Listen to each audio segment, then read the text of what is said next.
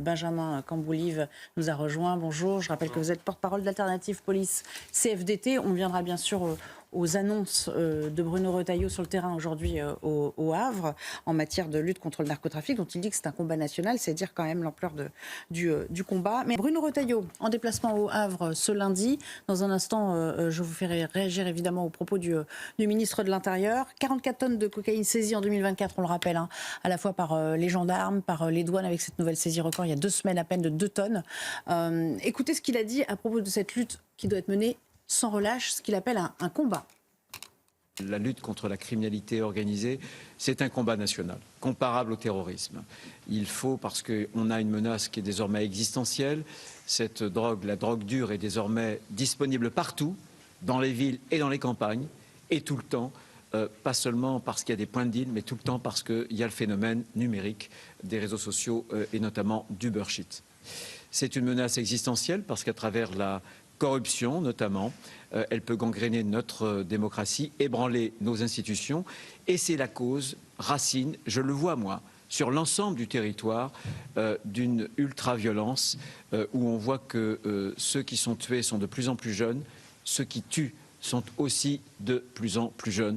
Donc nous allons nous réarmer, comme nous l'avons fait d'ailleurs il y a 10 ans, contre le terrorisme, avec des résultats, et c'est un combat qui doit être un combat national.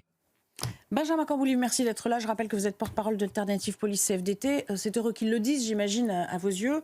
Mais derrière, qu'est-ce que ça revêt? Parce qu'on a parlé de nouvel appareil législatif. Enfin, je veux dire, il va falloir aller plus loin qu'un simple affichage. Bien entendu, et surtout ce qu'il va falloir, c'est donner les moyens à cette perle rare qu'on a. Là, on a un régalien qui est fort, cohérent, déterminé. Bon, demain, on a un discours de politique générale. Nous, tout ce qu'on attend, c'est de sentir qu'on lui délie les mains avec un budget qui permette d'aller au bout des intentions, au bout des ambitions sécuritaires qui sont affichées, qui sont attendues par nous, comme elles le sont par la population.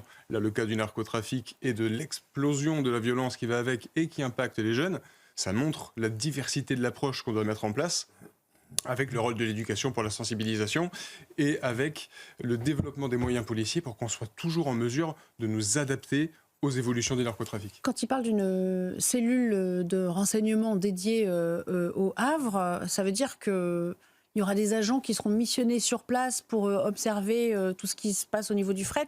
Le problème, c'est que c'est un des plus grands ports européens, enfin, genre en termes de volume quand même. C'est impossible d'arraisonner toutes les cargaisons, tous les containers. Alors, je ne pense pas que ce soit le propos que de mettre un bonhomme derrière chaque container, parce qu'en effet, on ne peut pas gérer parfaitement cette situation, mais on peut toujours s'intéresser aux points faibles. Et on a 80% des entrées de drogue, des saisies de drogue qui se font dans les ports et les aéroports. Donc, accentuer les efforts sur les points de faiblesse, ça paraît tout à fait pertinent. Maintenant, on ne pourra jamais tout contrôler. Et c'est pour ça que la réponse doit venir de la dissuasion. La dissuasion, elle passe notamment par la réponse pénale qui est apportée au comportement dans le cadre du narcotrafic. Alors on passe aux prisons, parce que vous l'avez dit, vous l'avez rappelé à demi-mot, on marche main dans la main maintenant entre police et justice. Ça fait longtemps, si ce n'est jamais, que c'était arrivé.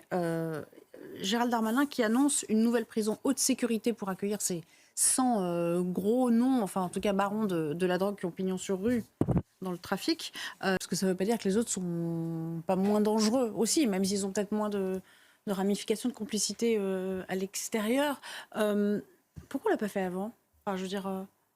Pourquoi on l'a pas fait avant? Non, mais je veux dire, il ne s'agit pas de faire sortir de terre une prison, puisque vous le rappeliez, on n'en a pas les moyens, mais faire des transferts comme ça pour sécuriser, on aurait pu y penser il y a 2 ans, 3 ans, 4 ans. C'était pas possible sous Éric Dupond-Moretti? C'était probablement possible, mais c'était une revendication qui est portée essentiellement par les syndicats pénitentiaires, parce que c'est capital de classifier les établissements pénitentiaires et d'avoir à la fois des établissements pour les terroristes, pour le narcotrafic, pour les mineurs, avoir quelque chose de plus percutant, plus adapté à leur situation. On doit se doter vraiment d'outils spécifiques pour chaque catégorie de détenus. Est-ce que vous diriez d'un mot, et je fais réagir Françoise et bien sûr et Jean-Claude, que le rapport, moi il m'a marqué ce rapport des hauts magistrats marseillais, a un peu tout changé et rebattu les cartes? Il a éclairé nos yeux un peu endormis.